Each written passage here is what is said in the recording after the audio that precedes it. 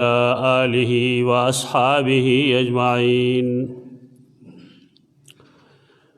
أما بعد فأعوذ بالله من الشيطان الرجيم. بسم الله الرحمن الرحيم. ولله الأسماء الحسنى فادعوه بها. کافی وختنا دا اسماء اللہ الحسنى په باره کې سباس مونږ شروع کړو. اسماء الہیہ کی بنیادی اسم دا اللہ هغه الہ و او د الہ تفصیل مونږ قرآن مجید نه کړو. هغې سره متعلق یو دوه آیتونه قرآن مجید کې نور مو خواہ قصدن آمدن پریږدو دې دپاره چې اصل مضمون ته بیا متوجه شو. دا الله اسماء دی حسنا فدعوه بها، نو تاسو دا الله نه دعا کوئ دا هغې په وسیله، الله نه سوال کوئ دا هغې په ذریعه. فدعوه بها. او مخکې نه دا معلومه ده مونږ دې نه بحثونه وکړي دي چې قرآن او حدیث کې څومره دعاګانې دي د انبیاء علیهم السلام، نو هغه د اسماء حسنا په وسیله دي. ځکه یا رب اللهم رحیم غفور دا قسمه اسماء سره یا د هغې ابتدا کېږي یا د هغې انتهایی، او یاد آئی چې انسان د خپلې غلطه اعتراف او اقرار کوي، لکه ربنا ظلمنا انفسنا یا سبحانک لا علم لنا، یا د سیدنا یونس علیہ السلام دعا.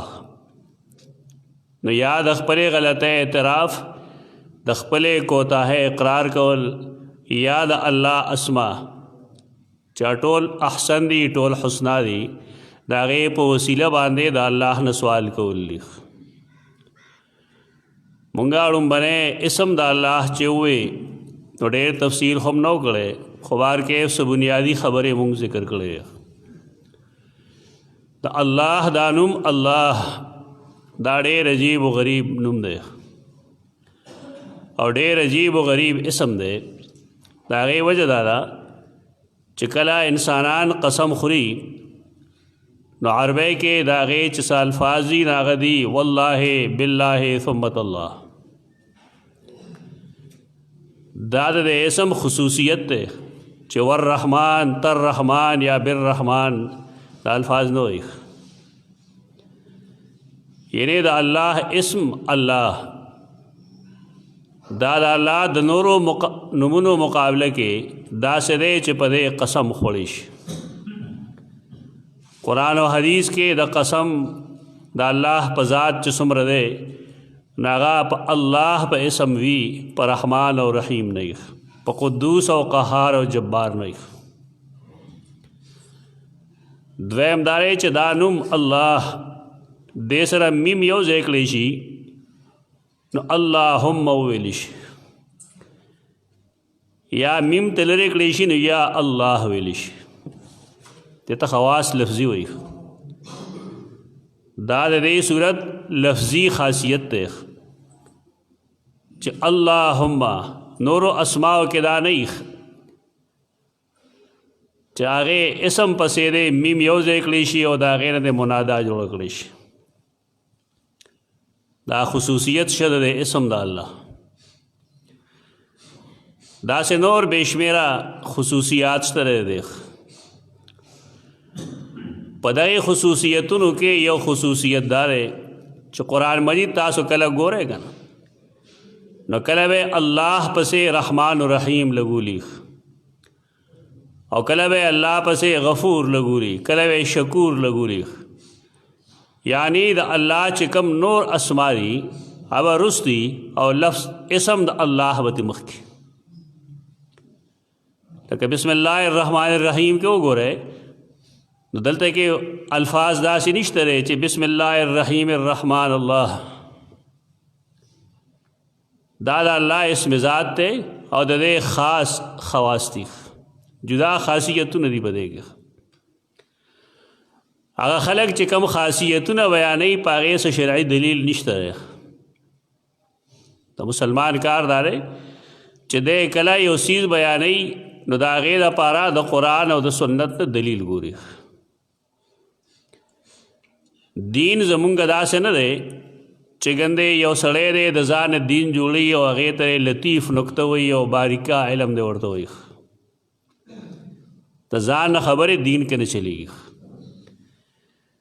دا ما چې څه وویل چې الله پسې رحمان الرحیم راځي لیکن رحمان الرحیم پسې چرته الله نه راځي ټول قرآن کې وګورئ تاسو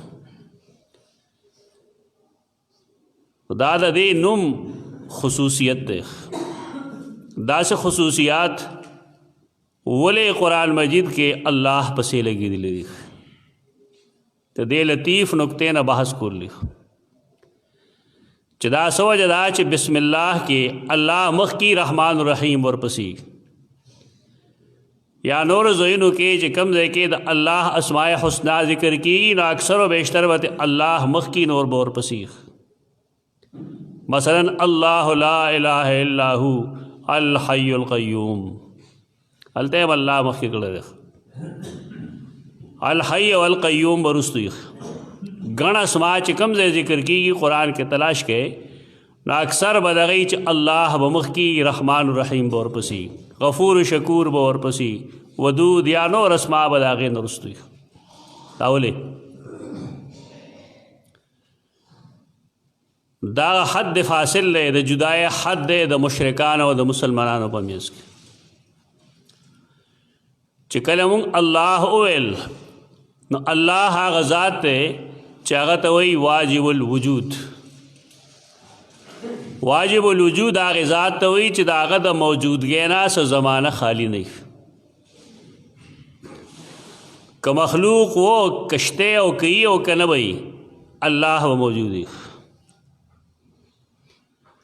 په دې وجه چې کله د الله نوم واغستی شو نو د مشرکینو خیال لا و چې دا خو به ډېر عجیبه ذات وي دې ذات ته به خامخا د وسایلو ضرورت وي شرک کې چې خلک مبتلا کېږي د هغې بنیادي نکته دغه ده اوس هم دغه ده مخکې هم دغه وه چې کم رب طرف ته دعوت ورکوئ تاسو چې هغه الله دی نا خو داسې ذات دی چې انسان به هغه ته نږدې کېدی نه شي او دې وجې نه خلقو عجیب و غریب مثالونه قایم کړي دي چې یو ډي سي ته نږدې کېږي که نه یا یو افسر ته خواته ورځې نو څوک ذریعه به تلاش کوي نو خلک هم وایي چې او ذریعه به تلاش کوي نو بیا به وایي چې ذرایع څوک دي نو ذرایع انبیا دي اولیاء دي او بیا ور نتیجه وباسي د دې په وسیله باندې الله نه سوال کوه دا یو عام دلیل دی یو عام روش دی د مشرکین او د شرک وجه هم دغه وه او قرآن مجید چې الله پسې رحمان الرحیم ذکر کوي غفور شکور ذکر کوي په دې وجه ذکر کوي چې الله ته د وسایطو او د وسایلو څه ضرورت نشته د هغې وجه دا ده چې هغه قهار دی نو ورسره غفار هم دی هغه علیم و خبیر دی نو ورسره رحمان الرحیم هم دی په دې وجه هغه ته د چا وسیلې تلاش کولو څه حاجت نشته رسره د مشرکینو چې کوم بنیادی شرک دی د هغې تعلق هم دغې وسیلې سره دی چې هغه غیر شرعي وسیله ده هغې به ویل د الله دربار کې مونږه حاضرېدی شو که نه شو حاضرېدی الله به زمونږه مني یا به نه مني په دې وجه مونږ د نیکانو په وسیله د الله نه سوال وکړو نو الله زمونږه کار وکړي قرآن کې لیکلي دی هؤلاء شفعاؤنا عند الله دا خلکو شرک هغه د وسیلې شرکیه شرک دی موضح القرآن اردو کی یو کتاب دی او پای کې دا لیکلی دی چې د مشرکین شرک دا چې ای ویل الله زمونږ اوري نه او د دې رد کوي نه الله زمونږ نه اوري او د دې خلقو رد کوي نه. دا ټول تصور په دې بنیاد جوړ شوی چې خو الله دی، هغه چاته محتاج نه دی. او چې کله دومره زبردست ذات دی نو په دې وجه ضرورت شته چې مونږه لات منات عزا هبل شهید د دې په وسیله باندې د الله نه سوال وکړو. نو قرآن ټول د هغې رد کړی چې نه هغه الله دی لیکن رحمان و رحیم هم دی، حتی ضرورت نشته دې. هغه علیم و خبیر دی، هغه کن فیکون دی، هغه اقرب دی من حبل الورید، او هو معکم اینما کنتم، هغه ته د وسیلې څه ضرورت نشته. د دې اسماو د الله په اسم پسې د راتللو بنیادي وجه دغه ده. نور ډېر شی اسما شته دی، دا څه وجه ده چې الله پسې اکثر د رحم صفات ذکر کېږي. دنیا کې شرک چې شروع شوی دی هغه د دوو بنیادونو نه شروع شوی دی، یو یرا او دویم محبت. که دریم ورسره یو ځای کې نه یو ځای کا منفعت هغې ته وایي. خلق به یېرېده د پیریانو نه، نو د هغې شرک یې شروع کو او هغې الله سره په خاص صفاتو کې شریک کړل. د هغې په وسیله باندې به مشرکینو سوال کو. قرآن مجید د هغې د رد دپاره سورة الاحقاف کې او سورة الجن کې د هغې تذکره وکړه چې جنات ایس نشي کولی، دا نه د نفع اختیار مندي او نه د نقصان. او خو دومره پریشان دي چې کله وحی شروع شوه نو د هغې لارې بندې کړی شوې، هغې ته دا پته نه وه چې مونږ ولې اسمان ته نشو تللی. دویمه وجه هغه مینه ده. نیکانو سره بزرگانو سره انبیاء علیهم السلام سره دومره مینه شروع شي چې هغه د بندګۍ د حد نوزي او الوهیت ته ورسي. د نوح علیه السلام د قوم د شرک دغه وجه وه. شرک دا راځي په مینه کې د غلو نه. نن هم کم خلک چې انبیاء علیهم السلام سره مینه د کچ نه سیوا کوي نو هغه بیچارهګان هم شرک کې مبتلا شي. او درېیمه وجه منفعت دی. د انور ستوري سپوږمۍ عبادت ولې خلکو کو دې کې فایده ده. فایده دا ده چې دا موږ له ګرمي راکوي. زموږ ژوند دا په انور ستوري سپوږمۍ دی. دا درې بنیادي وجې دي. لیکن الله دا وایي چې دا مخلوق کائنات الله پیدا کړی دی. د جناتو په لاس کې څه نشته دی او چا سره د مینې دپاره اصول لایي چې والذین آمنوا اشد حبا لله. کم خلق چې مؤمنان دي د هغې د مینې انتها الله باندې ختمیږي. په دې وجه الله ته د څه وسایطو یا د ذرایعو یا د وسایلو څه ضرورت نشته. هر انسان له پکار دی چې د الله په دې حکم عمل وکړي. وقال ربکم ادعوني استجب لکم. ستاسو رب ویلی دی زمانه سوال کوي زه به ستاسو سوال قبلوم.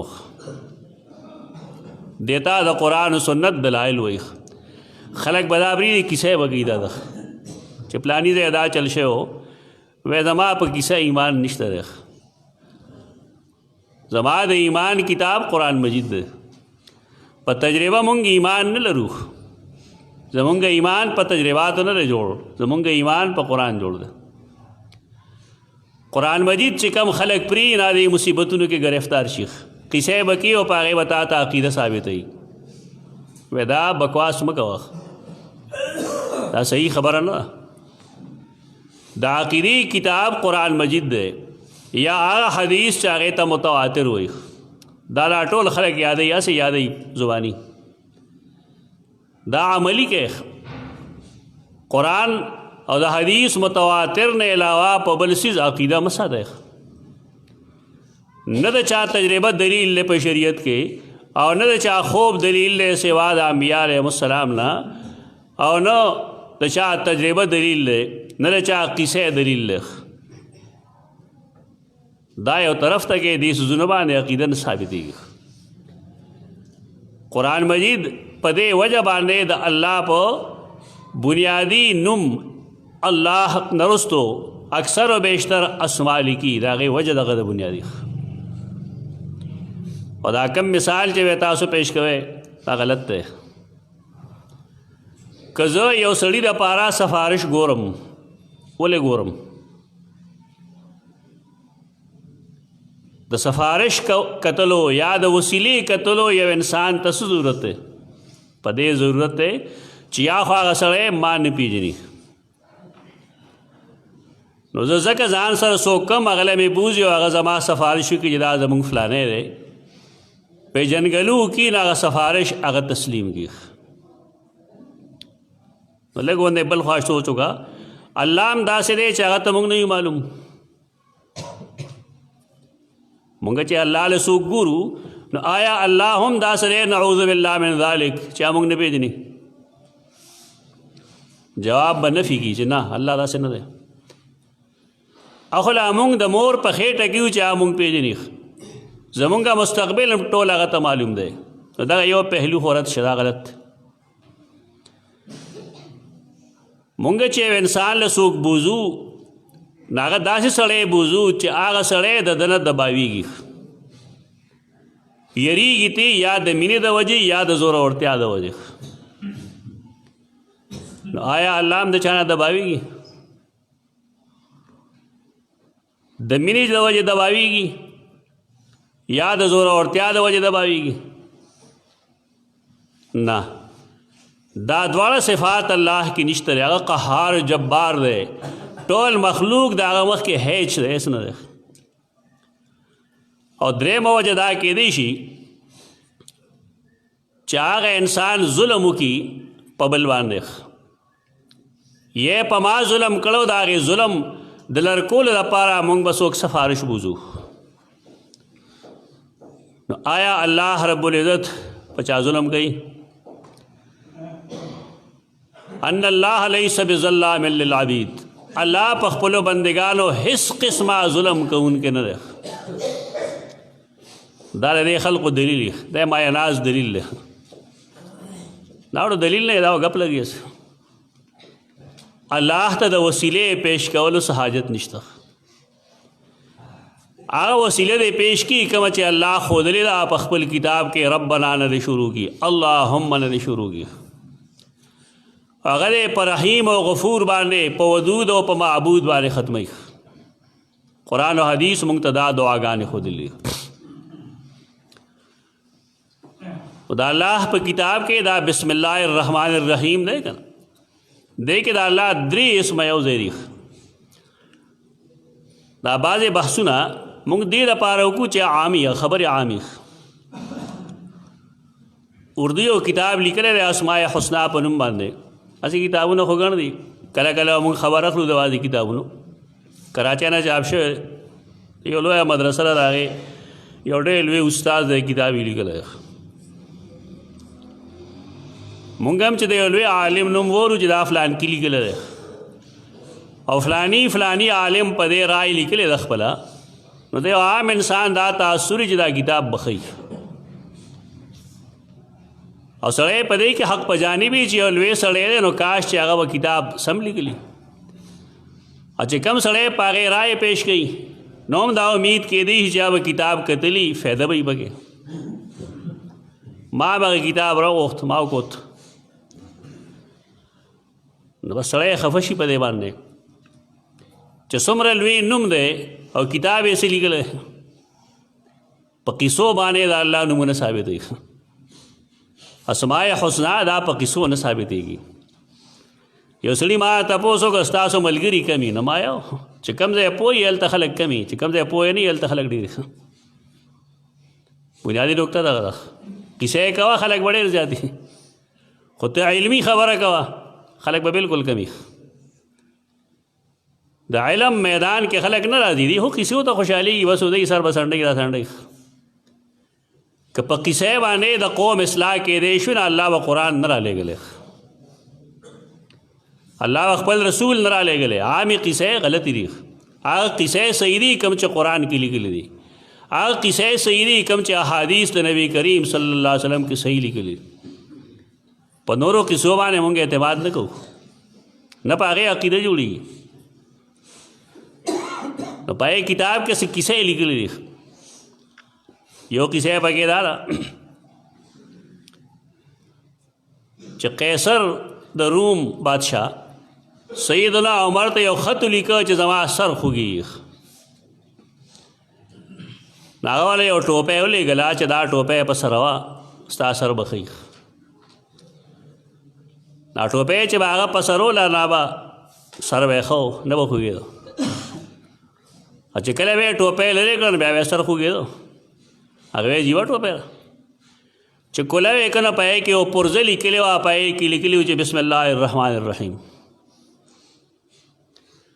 او بیا هغې اردو کتاب کې لیکلي دي چې قیصر د روم چې کوم دی هغه مسلمان شو په دې باندې چې کوم خلک تقریضات لیکي که نه څوک پکې شیوخ القرآن دی څوک پکې شیوخ الحدیث دی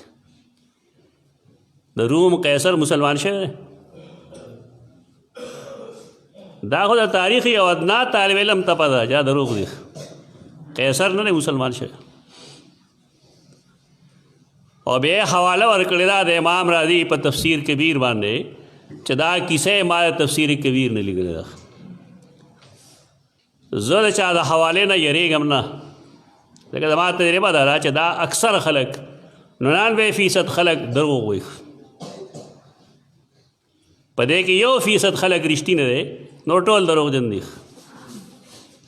تفسیر کبیر دا تفسیر کبیر لومبنی جلد او په دې تفسیر کبیر کې دا کیسه لیکلې ده صفحه 155 باندې السادسة عشر باندې کتب قیصر الی عمر رضی اللہ تعالیٰ عنہ کیسه لیکلې ده بشک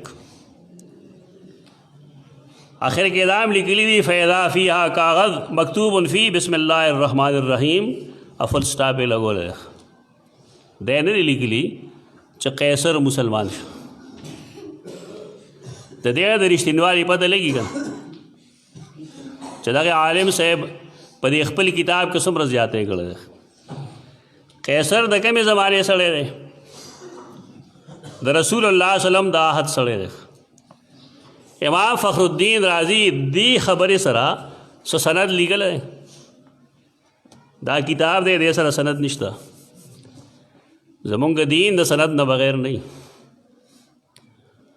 مونږ چې وایي چې انما الاعمال بالنیات حدیث دی ولې حدیث دی دا امام بخاری په خپل کتاب کې با سند لیکلی دی رسول الله صلی الله علیه وسلم ته هغې سند رسېدلی دی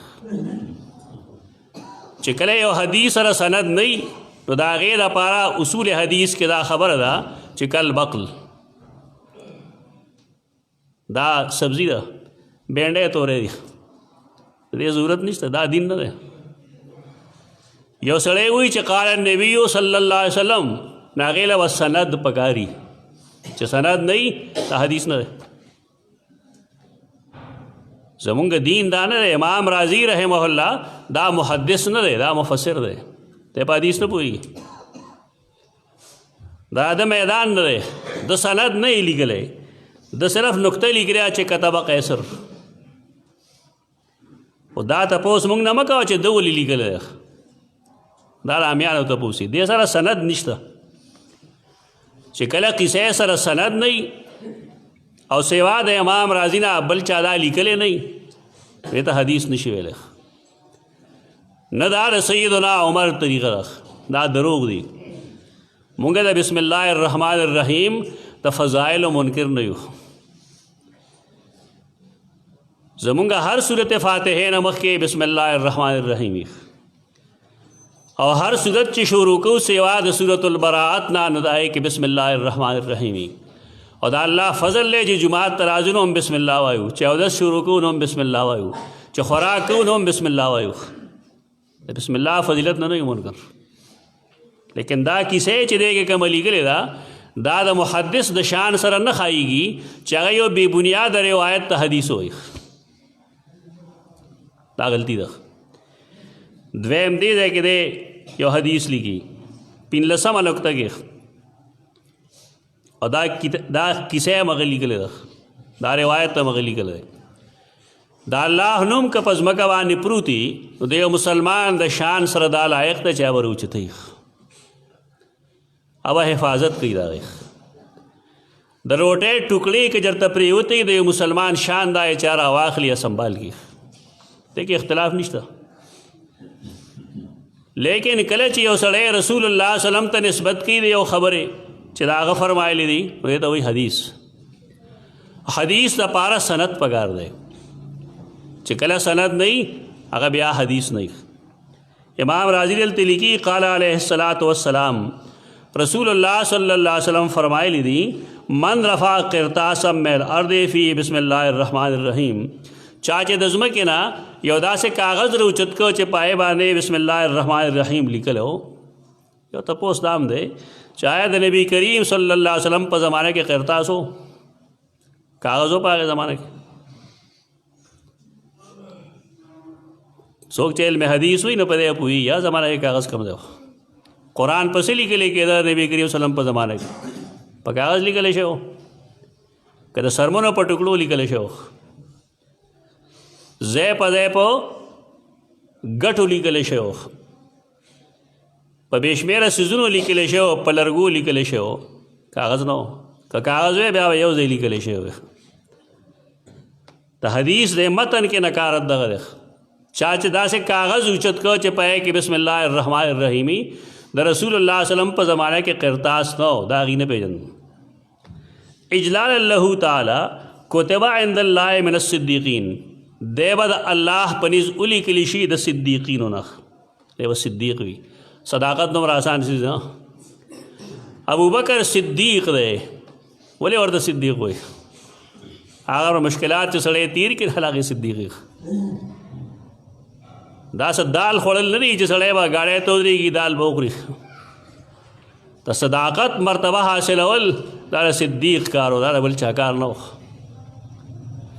وخفف عن والدیه د ده پلار مور باندې به الله عذاب کمی وان کانا مشرکین اگر چې مشرکان مشرک الله معاف کوي تخفیف د عذاب پہ گئی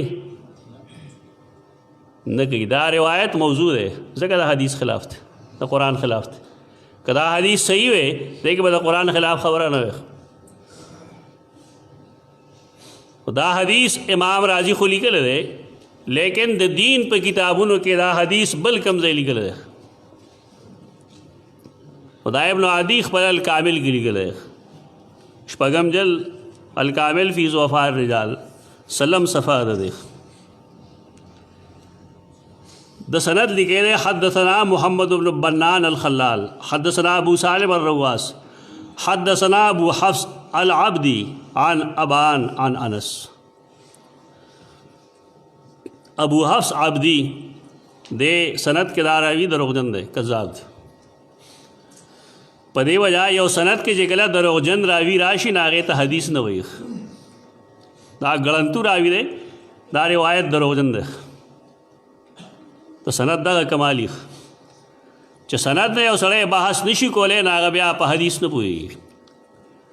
خو دا ما چې ویل دا کذاب دی دا ولې دی دا محدثین لیکي امام نسائی وایي دا سړی خپل هم وایي چې دا سړی متروک الحدیث دی.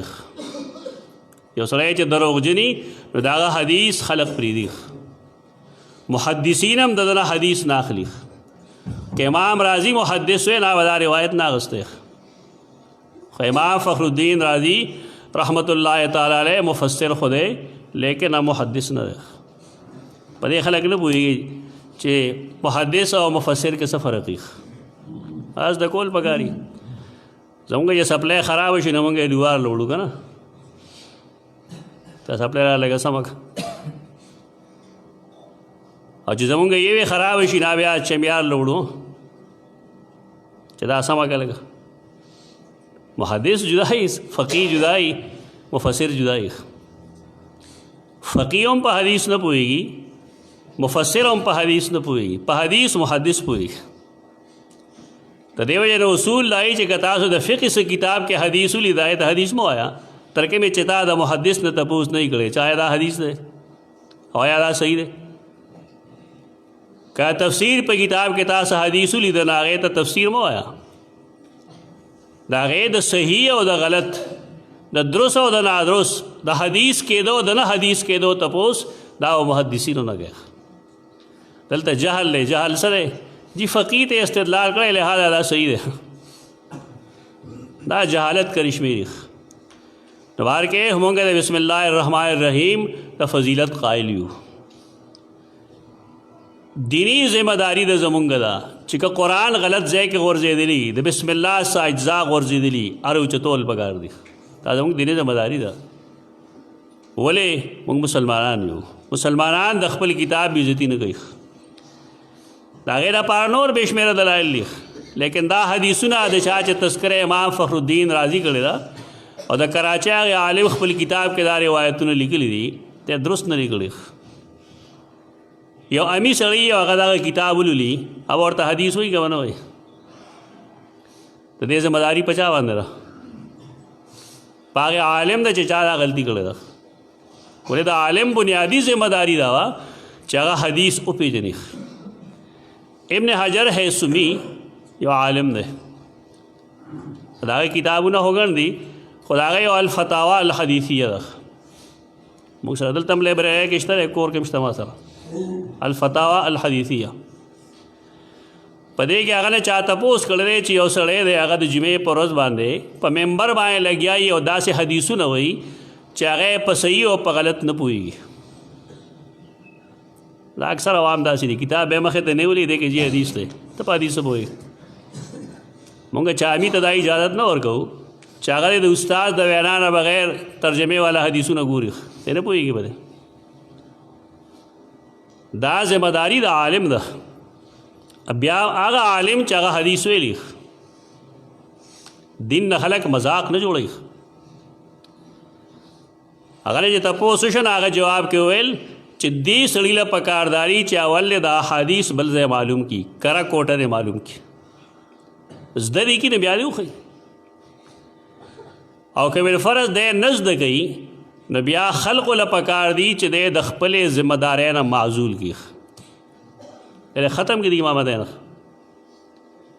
اوس امیان هم په دې خوشحالي کې چې ډېرې ښې کیسې کوي که نه. نو گر همي مکتب و همي ملا، چې دا مدرسې او دا مولیانې نو کار طفلا تمام خواهد شد. بس قوم خو دې تباه کړه، دا قوم تباه کړی د مخکې د مسلو دی چې دین په کیسو خوشحالېږي، هغې هم کیسې کوي، بس سر سنډوي را سنډوي، د علم څه خبره نه. خو د علم خبره دا زده کړئ نن چې رسول الله صلی الله علیه وسلم ته د یو څیز نسبت کوو نو د هغې کرهوالی او کوټهوالی او معلومول پکار دي. چې کله نه معلوم نو بیا خوله بنده ساته، جواب اړو مه کوه. نو بهر کې د الله په نومونو کې الله پسې رحمان الرحیم غفور شکور ودود و معبود ولې لګوي؟ په دې وجه چې خلقو ته معلومه شي چې ستاسو رب خمیني نه دی، هغه برزنیف نه دی، هغه ډکټیټر نه و، بلکې که تاسو الله ته نږدې کېږئ نو هغه ته د وسیلې ضرورت نشته.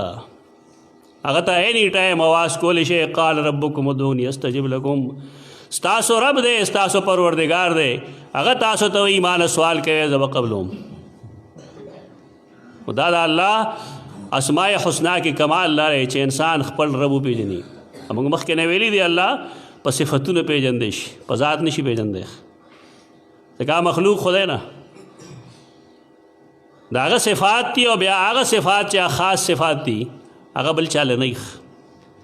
نو بار کې لفظ الله سره اسم د الله سره زموږ موضوع نن موږ پوره کړله، او انشاءالله آینده جمعې نه به اسماء الله الحسنا کې مزید یو اسم په مخه کوو. اقول قولی هذا.